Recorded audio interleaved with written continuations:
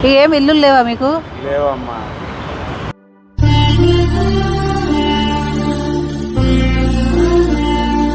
Shri Sai selections వాళ్ళకేం తెలుసు? అంటే అది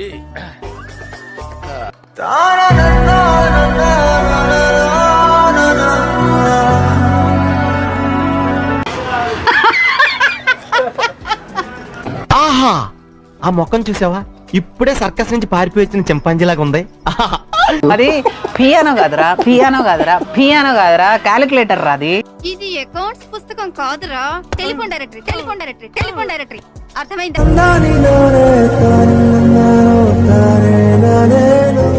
ఓపెన్ గంగనం స్టైల్.